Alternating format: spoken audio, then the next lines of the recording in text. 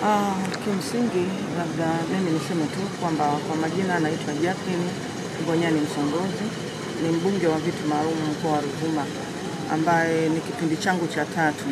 Mwaka 2015 kwa mara ya kwanza nilichaguliwa na wanawake wa mkoa wa Ruvuma kuwawakilisha ndani ya Bunge la Jamhuri ya Muungano wa Tanzania.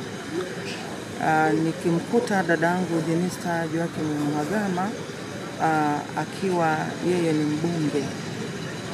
Alianza kuwa mbunge wa viti maalum na baadaye akawa mbunge wa jimbo la Peramiho. Naomba nichukue nafasi hii kwanza kabisa kumshukuru Mwenyezi Mungu kwa ajili ya maisha ya dada Jenista. Kwa kweli dada Jenista ametuliza sana. Kifo cha Jenista kimetushtua, ni cha ghafla mno. Hatujapata kusikia hata kama anaumwa, lakini ghafla tu tukapata taarifa kwamba amefariki.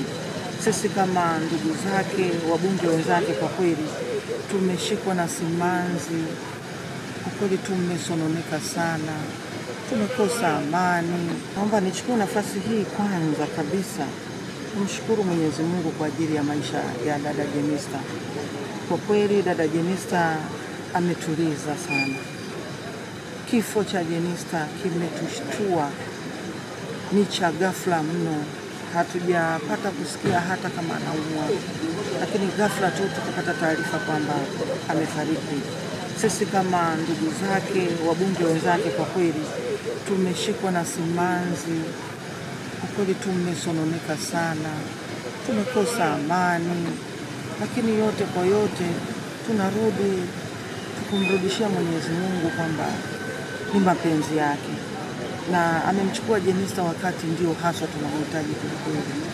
Na mimi niseme tu kwamba Jenista alikuwa ni kiongozi mahiri, kiongozi hodari, kiongozi shupavu, kiongozi wa kupigiwa mfano, ambaye alikuwa anaamini katika kufanya kazi, alikuwa anaamini katika matokeo chanya ya kazi aliyopewa.